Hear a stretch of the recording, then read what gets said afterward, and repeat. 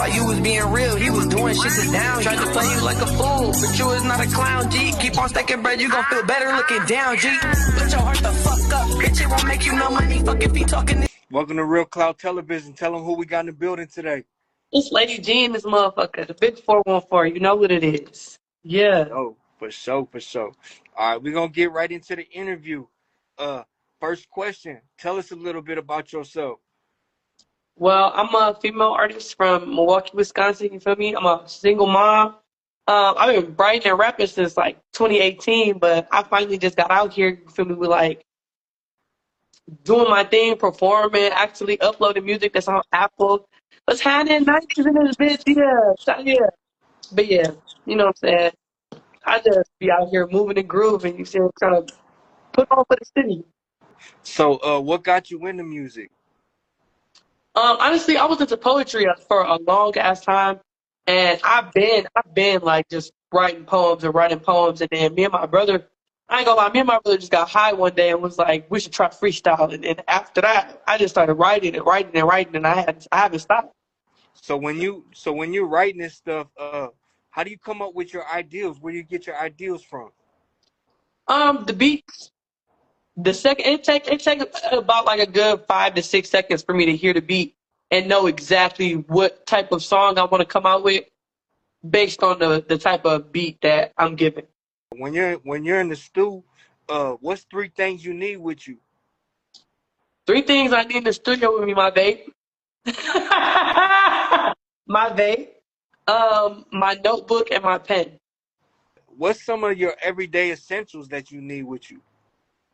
Everyday essentials, my baby.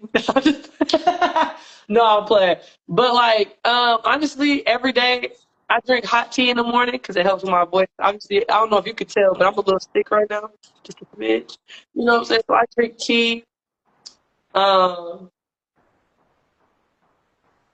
Damn, I don't even know my car keys because I'm always on the move. I'm a teacher, right? So in the mornings and the AMs, I'm a teacher. So it's like, you know what I'm saying? I keep it real PG. And then after, you know what I'm saying? I'm a rock star at night. You know what I'm saying? So it's a real Batman story, I feel like. So when you're making these songs, do you ever get writer's block? And if so, what do you do to get out of it? Honestly, yes. Writer's block is real common only because sometimes you want to make something sound a certain type of way, or you want to just make it fit. Like you just want to make it fit, but you can't force nothing. 'Cause my grandma always told me, like, if you gotta force it, it's probably shit. So how I get out of that is I will switch to a different beat and start writing a whole new song. Because just because I have writer's block for this one song does not mean that I don't have writer's block for the next 2, 3, 4 songs, the next beats that I hear. You feel me? So yeah. And then sometimes while I'm writing another song, I'm like, I'm gonna hop back in this song. Yeah. So it's a lot of like multitasking in there. So you said you were a teacher, right? Mhm. What advice can you give to the next generation coming up? Read. Open the books and read. Go to the library. Read you a book. Because the one thing I will say is the compliment I get the most is that my lyrics and that my words actually like they mean something, like they hitting, like motherfuckers hear me and they're like, oh shit. Yeah, open the book. Open the book. You feel me? Like, yeah, that's like the biggest piece of advice I could give the younger generation is to start reading. And if you already reading, keep reading. So being an upcoming artist on the rise, what advice can you give to other upcoming artists? Post all your content. I think one thing about me is I get real shy where I be like, damn, I'm uploading too much. I'm uploading too much. Fuck it. People come around to see you, so you just gotta get out of that shell of like almost like you don't want to step on nobody's toes and just kind of step on whoever toes you gotta step on to get where the fuck you going. You feel me? Because ain't nobody finna not step on you to not get where they going. You feel me? So it's like Right. if you, especially if you're new and coming out, like when I first started, I was like all playing it safe, like, oh, I don't wanna do too much just in case. Like, no, fuck all that. Like, I'm sorry, I don't know if I can cuss on here, but like, no, Who cares if you don't step on nobody's toes? You ain't doing something right. So keep posting your content, keep posting your music, keep doing them dance videos, keep doing whatever you can to keep your content in their face. Keep it in their face. Speaking about content, what advice can you give to other artists on promos and rollouts? I would say don't be don't be shy to charge these motherfuckers because it costs to live out here. So what I would say is when it comes to promo, obviously when you're a small artist and stuff like that, like you don't want to be coming swinging out the gate like, oh yeah, I need 5 Gs.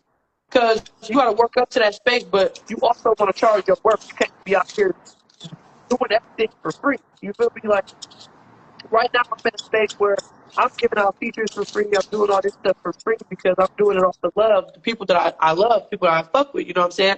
But it's gonna get to a point where they have to understand, like, to get a feature for me, like, you gotta pay that 150, you gotta pay that 300, like, you gonna have to, like, you know what I'm saying? Like, so I just, like, my advice to them is to don't be scared to charge what you're worth, and don't be scared to do no shit off the love either. Nigga, do whatever make you feel comfortable, and don't let nobody move you out your box. Simple. I know that you do music, but what's something that you do that people might not know about? I'm an influencer, but a lot of people might already know that, depending on where you know me from. I'm on TikTok. I be like promoting different businesses and stuff like that, and like helping people out. And also like TikTok will send me samples and stuff like that, and I'll like post it and tell people like, oh yeah, this is fire, or oh this shit is ass. Like don't go waste your money or whatever. Like, you know what I'm saying? So I'm an influencer. I be on TikTok just kind of making money. I'm doing my thing. Being a teacher, right? Uh, what's what's something that you learned that school didn't teach you? Um, like what's something that they taught, like the kids taught me? In general, like life, what's something that life taught you that school didn't teach you? Mm. Life taught me how to get back up. I feel like school, like once you fail something, they just like, ah, you failed. Oh well, move on to something else. Life teach you to get like, get back up. Because I feel like the whole point of school was to learn how to follow directions, be on time, like, like it was the point of school wasn't to learn math and social studies and language or anything like that. That wasn't the point. The point was to learn how to be on a block scheduler so you could learn how to follow directions and do all this and do all that. So it's like I learned shit from school, but I really wasn't paying attention because the whole time I'm peeping like, bro, you're not trying to teach me shit, bro. You're just trying to make me follow your directions and I'm not going for that. So like I ain't gonna lie, I spent a lot of time like arguing with teachers in school and stuff like that. So I really didn't like take too many of their lessons like how they wanted me to. You know what I'm saying? Like I was always like rebellious and stuff like that. So when I did like finally like grow up and graduate, get in the real world, it was like damn, like life keep knocking me on my ass, but I gotta keep getting back up. Like, How did you come up with your name? Where does your name originate from? well, my name is Gigi. Well, that's like the nickname that I always had coming up. So, G, that's where that come from. And then, lady, how I feel like I'm royalty. I don't know where my bloodline come from, but I feel like I'm royalty, and I feel like I'm a lady.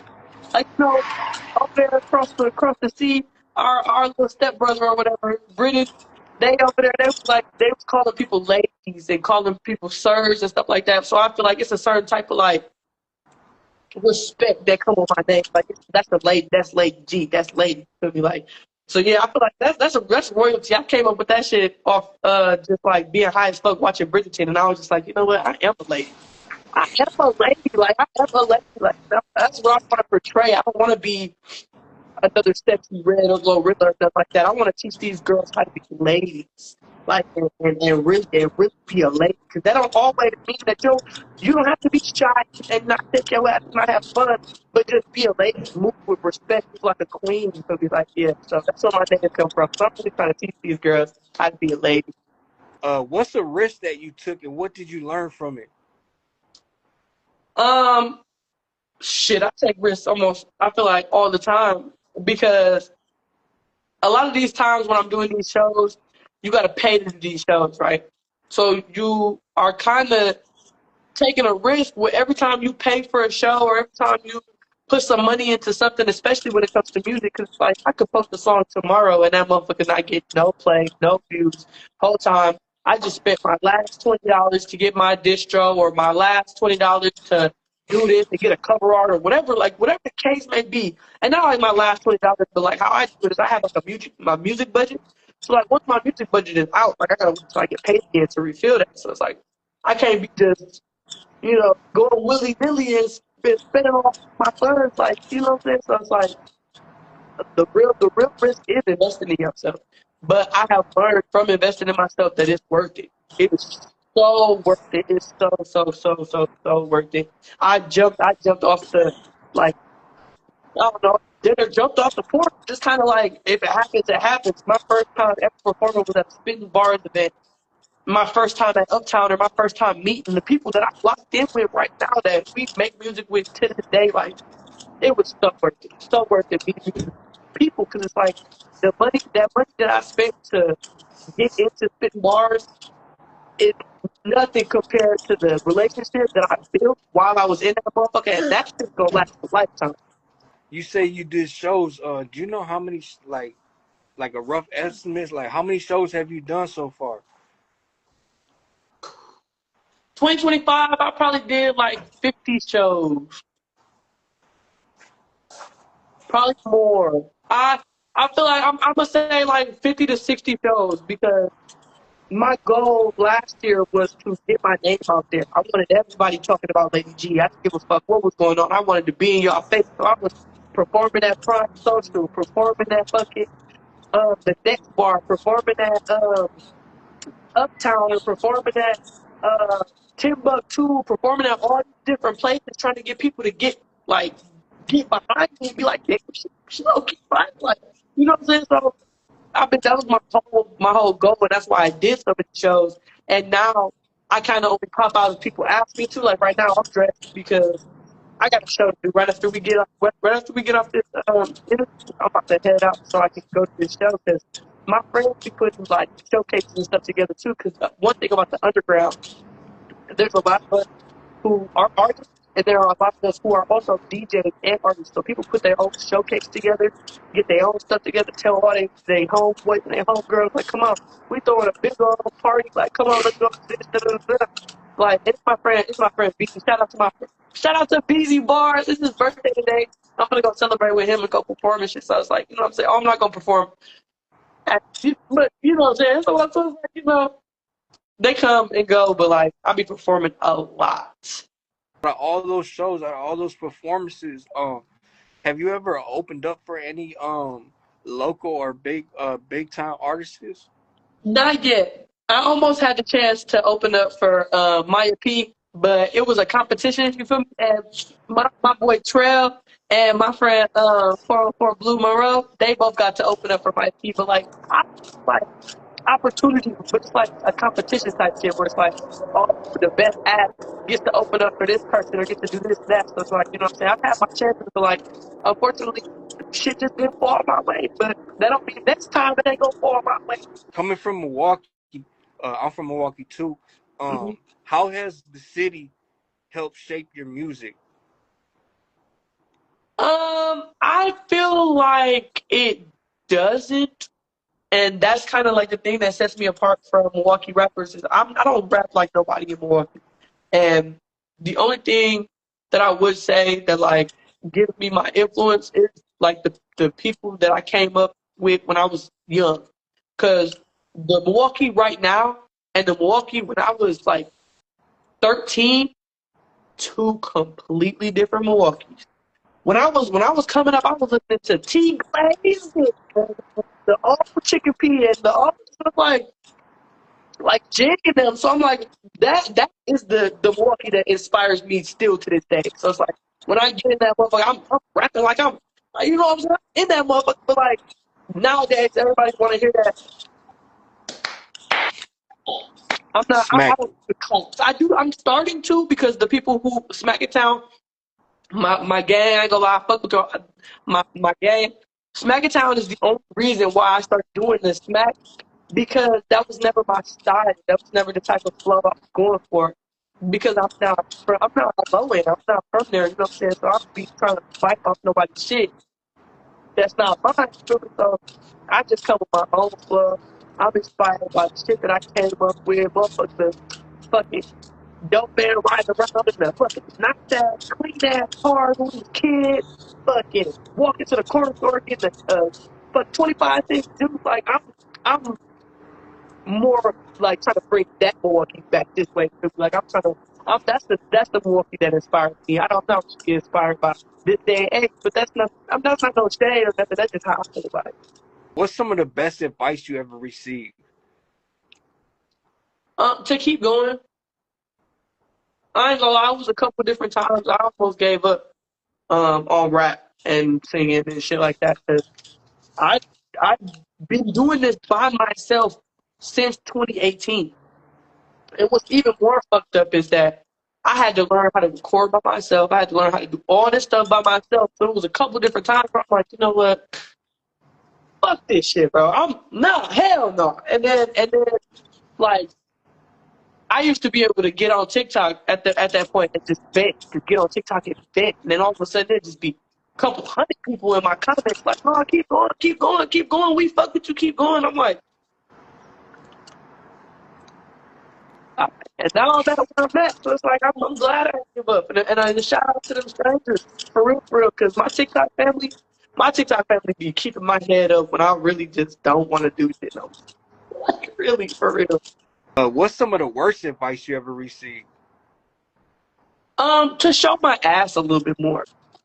I feel like people expect for you as a woman to just show up butterball ass naked and Yeah. just ugh. And I ain't gonna lie, before I even like started popping out like this, I was really like a baggy shirt, baggy pants, fresh ass kicks, and then I had my hair like in a slick back ponytail or something or braids. I never used to wear wigs. I never used to none of that. So it was like for a motherfucker to tell me like that I need to show my ass or show some cleavage a little bit more, it's like you damn near disrespecting me.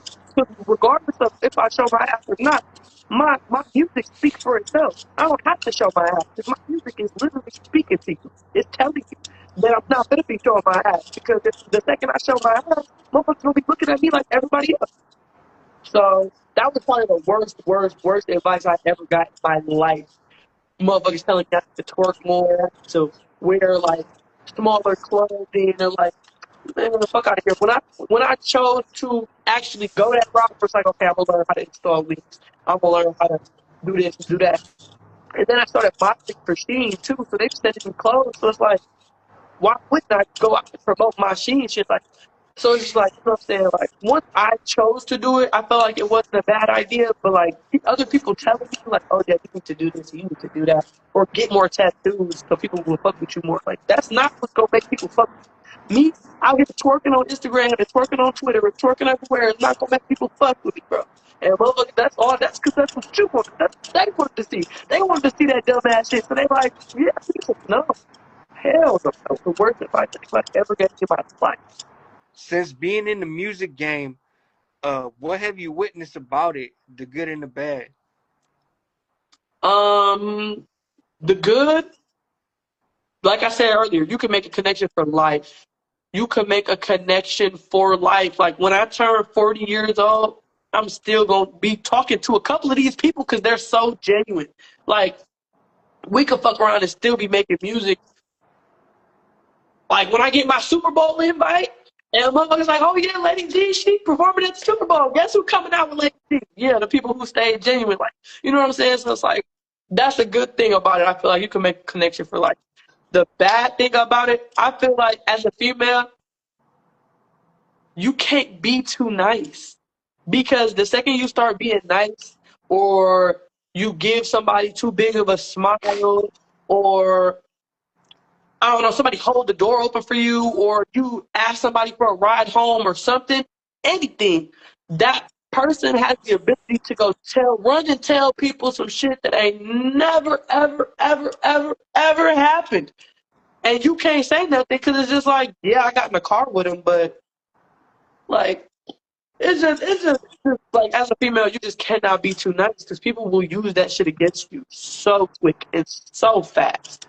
So quick and so fast, and it hurts. It hurts because you just be trying to be genuine and be nice to people. I'm gonna have to walk through the club like, nigga, get away from me. Fuck out here. Swinging my elbows and shit. I shouldn't have to do that. I should just be able to be my sweet, genuine self and not nobody running their mouth about me or like, you know what I'm saying? But yeah, that's the good. But I take the good with the bad because the good definitely outweighs the bad. What keeps you going? Um, honestly, before I had my child, what kept me going was the fact that like I want to retire my mom. My mom busted our ass working 2, sometimes 3 jobs, like keeping food on the table for us. And you don't know how depressing that is when, like, my dad was a battle rapper, right? So I'm watching my dad on YouTube win these battles and get stacks of money and not help my mom. My mom is busting her ass trying to make ends meet for me and my brother. Whole time he's flashing money in, so that's what kept me going. That's what kept me going. Because the need to want to shit on him and also to retire my mom. Yeah. Now that I have a child, it's like, I really just want to put her on. I really just don't want her to have to go through what I've been through. Watching my mama struggle and not knowing where our next meal is going to come from. Fucking not having Christmas tree, going to the Salvation Army for Christmas presents and shit. Like, I really genuinely don't want that for my baby. And at the end of the day, me and my mom's already talked about this. Like once I do make it, because I'm going to make it. There is no ifs, ands, or buts about it. Once I make it, she's definitely gonna be put up. But I gotta make sure my baby is okay. I gotta protect her. I don't give a fuck if I gotta build a goddamn Rapunzel tower. I'm putting my baby up. What's something that you like to do outside of music? I know you're a teacher, but what's something else that you like to do outside of music? I like to read. I like reading a lot. I'm in a book club right now, and unfortunately, I've been falling behind because of all the music stuff that I'm doing. But like when I get a free moment, a free second, I'd like to just sit back with a book or play the game. I'm a gamer girly so bad, but like I just that's like my woo side. That's like my peace. You know, I can find like this. Put both my phones on D&D, slide the bed with my bunny in a book, and just sit there and play the game for hours. That's it. Yeah. So gaming and reading. How do you feel about life right now? Um, I think, damn, okay. I feel like life is going great, but it could definitely be improved. It could definitely do to get some improved, you know what I'm saying? But right now, like, I can't even complain about nothing. Like, I could, but I won't, because niggas is out here starving, so I can't even complain because I got a roof over my head and I just ate, so. What do you want to happen in your career as an artist? I want to be able to sit with the label and talk about distribution. Um, eventually, once I get to that point, because I feel like right now, as an independent artist, I am just trying to meet different people and collaborate with different people and be my own thing right now. Like right now, I'm waiting on my group to get their LLC and everything because I really want to be signed to Smackathon right now, but at the end of the day, like, I'm not gonna force nothing. Cause like I said, my grandma always told me if you gotta force something, you know what I'm saying, it's shit. So I'm not forcing nothing at the end of the day. Like, I really just want my music to pick up a little bit more. Like, I want motherfuckers to actually add it to their playlist. That's why I'm trying to get my distro, get on Apple Music and Spotify and shit like that. Cause there's plenty of people who told me like, yeah, I'll add your music to my Spotify. And I'm like, damn, I'm not even on Spotify. I'm only on YouTube and SoundCloud right now. Like yeah, like so that's really what I just want my shit to pick up, and I want to be able to sit down and talk with a label about distribution. Not signing. I'm not trying to give niggas none of my shit. I'm just trying to talk about how much I gotta pay for this shit. Because I For want to be my sure. own entity. I want to be my own thing. Like once I break apart from, like, cause obviously I feel like I'm always gonna be smacking forever. But how I also feel about it is, it's like I'm not gonna be smacking in my 60s, 70s, 80s. Like, you know what I'm saying? I'm gonna have to have something more, like, something different. I feel like to fall back on. Like, I want to eventually get into perfumes and, start my own little fragrance line and stuff like that. So it's like it's different avenues that I want to take with this stuff. So it's like I really just want my music to pick up so I can start doing what I really want to do, like helping out the prisons and jails and stuff, and volunteering and doing all my, you know what I'm saying, doing all the stuff that I really want to do. Because once you get, you know what I'm saying, once you get the buzz, it's like you can do whatever the fuck you want with it. And I plan to do good with mine. So, If you had the opportunity to work with any artist in the world, who would it be? oh my God, right now or dead or living? Uh, it could be either or. Because I know it's a lot of people. Okay, so I'm gonna give you two answers, right? Because Juice World, that was my favorite artist before he passed away. One of And mine as if I well. had the opportunity to get on a song with Juice, because I know he got some unreleased, I just know he got some shit in the vault. I would that opportunity would mean the world to me, like so much, because I was like getting ready to see him in concert and he passed away and that shit broke my heart, But I, for the longest time, like even since I was a kid, told myself, me and Ice Cube are going to get on a song. Before he retires and before he say, "Oh yeah, I'm done with the music stuff," we will be getting on a song. Ice Cube, did you hear me? Yeah, we're getting on a song. Goddammit!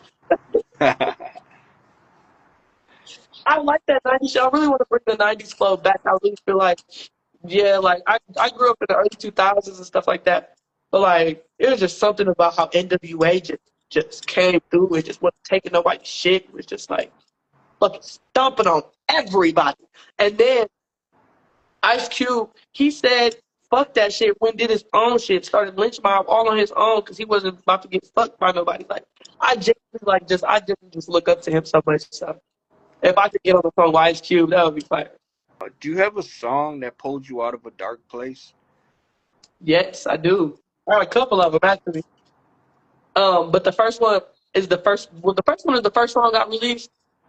It's called Worthy. I had, that's like the first song that I like was actually singing on, and like just straight singing. Like I wasn't rapping or nothing. I was just straight singing because I was hurt. Got out of a breakup, and I was hurt. And then the second one is called Pure Gold. I released that song in like May. It got the radio. I was on second place. That spit bars with that song, and it's basically just a song about um, not letting people conform you with the certain shapes or sizes that just like what I'm saying. Like you got to realize that your soul is beautiful and everything you touch, you got the mic touch, girl. You got the mic touch. You might as well just stay in them tears because you're gonna be crying though. Like you know what I'm saying? Like so that the song is basically just about realizing your worth and realizing that shit. It wouldn't be nothing without you. Like literally, your life wouldn't be nothing without you. To realize that and realize that other people realize that about you, and they know that their lives would be shit without you. And that's why she's trying to break you down. But it's okay. It's okay because you gonna realize God got you. Like this song is literally just about like having your own back. Like you got you'll be straight. You ain't gotta look about nothing else. For sure. So where can the fans find you at? You can find me on TikTok at Lady G. You can find me on Instagram. I'm on Facebook. I'm on SoundCloud and YouTube right now. Lady G H-E-E. For sure. If you were to send a message to your supporters, what would it be? I love y'all, gang. Like I love y'all from the bottom of my motherfucking heart, bro. Y'all asses, bro. Y'all show y'all ass every single time I pop out, whether that's on social media or like doing my lives on TikTok or if that's in person. Like, and I just know once I start traveling, because I got so many people on TikTok that just is waiting for me to get out of the city. I know once I start traveling, they really start to pop that shit. So I love y'all. And I cannot wait to meet y'all. Like, I really can't wait to meet y'all. We gonna be turning the fuck up in your city. Yeah. Final question. What's next for you? I'm working on a mixtape right now that I got coming out. I got 2 singles I got coming out. My first single is dropping on the 20th. That's my mama's birthday. Shout out to my mama, my Dukes. You know what I'm saying? That's the GOAT right there. She created the GOAT, so she's the GOAT. You know. But so I got a single dropping on the 20th. I got another single dropping at the beginning of February. And yeah, shit, it's plenty more things for me. Shit, yeah, look. I ain't even trying to spoil it, but we got big ass performances coming up, so I just need motherfuckers to stay. Yeah, yeah,